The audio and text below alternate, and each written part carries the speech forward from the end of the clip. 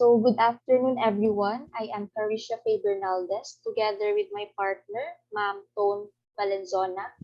Today, we will be discussing counseling skills and techniques for attending behavior and effective questioning. And later on, we will be demonstrating these skills.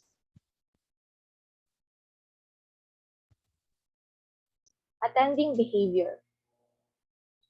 Attending is the ability to be physically present for the client.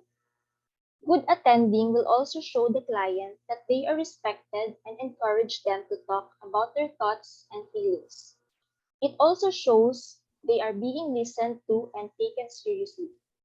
Giving undivided attention shows the client that the therapist cares. So the following are attending behavior skills of a counselor. First is eye contact. Looking directly at someone demonstrates they have your full attention and you are listening to them. We should be thoughtful not to stare intently, as this can make a person feel uncomfortable. Next is body posture. We should also consider our posture. Being relaxed is a great way to invite someone to talk about themselves. Leaning slightly forward in the chair demonstrates that you are giving your full attention and you are actively listening to what your client is saying. The third one is verbal response. Attending is not only about listening. Sometimes you may need to ask clarifying questions or paraphrasing what the client has said. When you respond, be thoughtful and precise in the words you use. As much as possible, we should try to avoid any misunderstanding or confusion. And lastly, silence. Silence is also part of a counselor's skill. Sometimes not saying anything can be more effective than saying something mindless because it gives the client a safe space to reflect. Allowing the client to reflect and sit in the silence of their feelings can be enormously helpful for sorting the noise of others' opinions. Thank you, Esha. And now we will proceed to our next topic, which is about effective questioning. So, for effective questioning skills, it is important that we counselors know how to ask the right questions. Questions allow us to learn more about the client, and the type of questions asked will set the tone of the session and the entire counseling process. So, for questions, they normally occur in two forms: the close ended and the open ended questions. So, for asking open ended questions, it is important that when we do open questions, we gather more information from our clients. An open question is one that cannot be answered with a simple yes or no, and it requires reflection or exploration on the client's end.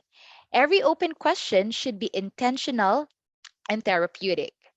So when we ask open-ended questions, we give clients greater opportunity to relate their story. So they open up more, they can explain further what's going on or how they would like to share the story with us. And by also asking open-ended questions, we put our clients at ease. This will begin an interview to our clients and then facilitate an elaboration of a point. It also open new areas of discussion. Next is asking close-ended questions. So when we ask close-ended questions, let me tell you more about about this one first.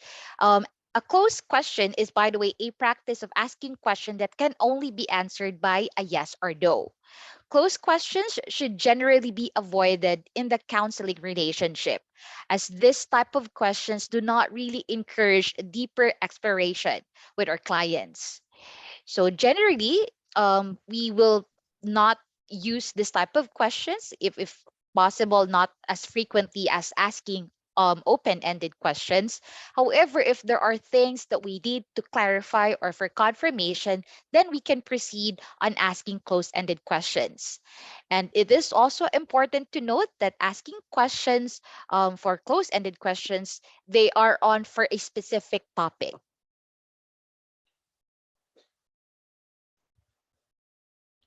So, what are the forms of questions that we should avoid as counselors? One, are multiple questions in a single response. We need to ask our clients one question at a time. If there is a need for us to follow up, then we need to wait first for our clients to respond before we do the follow up question. Next set of questions to avoid are leading questions.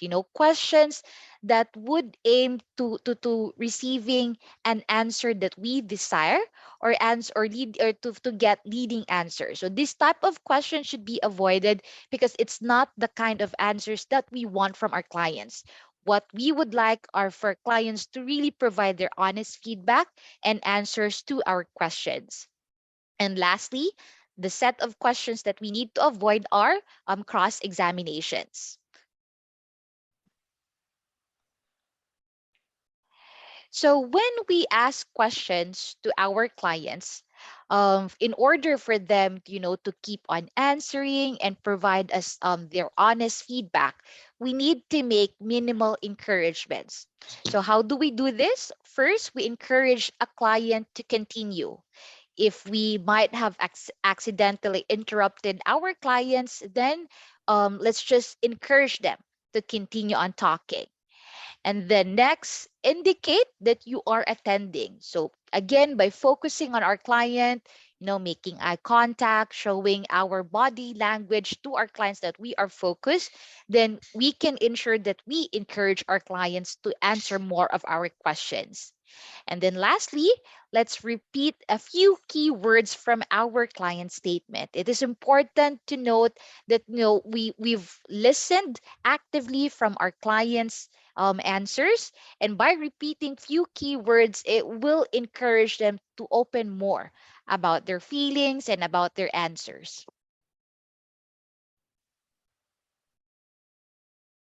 And that's it for our topic related to effective questioning. And now that we're done with our presentation, Esha and I will proceed with the demonstration. We will show you these two skills in a demonstration for attending behavior and also effective questioning. All right. So we will now begin with our demonstration in 3, 2, 1, action. Hi, Esha. I'm Tone. Nice meeting you. Hi.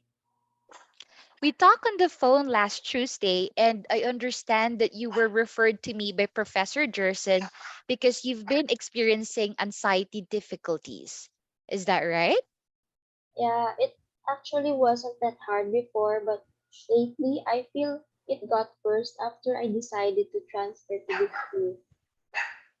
Okay. Is this the first time that you've transferred to a different school? Yes, it's my first time. So that must have been a big change for you. Yeah. How did this go? I don't know. I thought it would be better because I'd be in a new environment, but I guess I'm wrong. I don't want to go outside, and honestly, I prefer now staying in my room. I didn't expect I'd be feeling this. I really thought it was a good idea to change schools, but I don't like it now. I see. What other kinds of difficulties have you been experiencing lately? I used to like going to coffee shops and observing just random things around me. However, thinking that I'd be in a place with some strangers, I immediately just dropped the idea. I guess this made me feel more alone and made it more difficult to interact with new people. You're saying that your difficulties are getting in the way of you doing certain things that you used to like. It's also stopping you to meet new people and have comfortable interactions with them. Yes, and I don't want to go on like this. I decided to transfer to a new school because I wanted to be out of my comfort zone. Now that I'm out, I don't understand why I'm scared to explore the new environment that I'm in. Okay, and you're wondering why you're feeling this. You don't want to continue behaving in this way. Yeah. Okay. To be more specific, Asha, please tell me more on what happens when, say, you have to go outside of your room to do some errands. What kind of thoughts go through your head? I feel scared and sweaty and like all people are staring at me, thinking that I'm acting weirdly. I would then try to rush things, do my errands as fast as I can, and just go back to my room as soon as I can. So it sounds like there are a lot of things going through your mind whenever you go out of your room. You feel scared, you think people stare and think you're acting weirdly. Yes. How does that make you feel? It makes me feel that I'm a burden. It's as if my presence annoys everyone and that I should avoid going out so I won't bother them. Okay. Can you give me an example of a recent situation that made you feel this way? Like a time wherein you felt this social anxiety and thought that you were a burden to other people. Oh, yeah. So last Friday, I was invited to attend the science club orientation. And since I'm a transferee, I don't know anyone. When I came in, everyone stared at me, and I really felt that they were questioning why I was there. It sounds like it was different from your expectation. No, it was not I was expecting. It felt that I didn't belong, and that I should have not been there in the first place. I was so nervous and anxious that I immediately excused myself. After leaving the room, I went to the washroom to splash some water on my face as I felt very hot and sweaty, and I also had trouble breathing. I can tell that you're getting shaky just thinking about what happened on that day. And you're describing a lot of what you had experienced that time. You felt that you didn't belong, you were anxious and nervous, felt hot and sweaty, and even had trouble breathing. Yeah,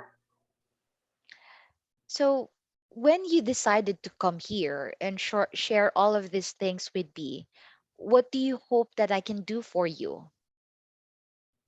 to be honest, I'm hoping that you can help me overcome this anxiety. After what happened last Friday, it finally came to me that I needed help, and that's why I'm here. I want to know what I can do to address these feelings and how I can overcome them. Yes, Asha, and we can probably work on that. Transferring to a new school was a big change for you. And I understand that you're having difficulties adjusting to your new environment. We can help you find ways to cope up with what you're feeling. Let's talk more later about how we will meet and when we will meet and the other details for our next session.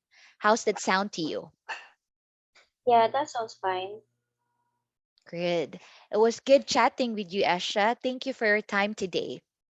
Thank you. All right, that's the end of our demonstration.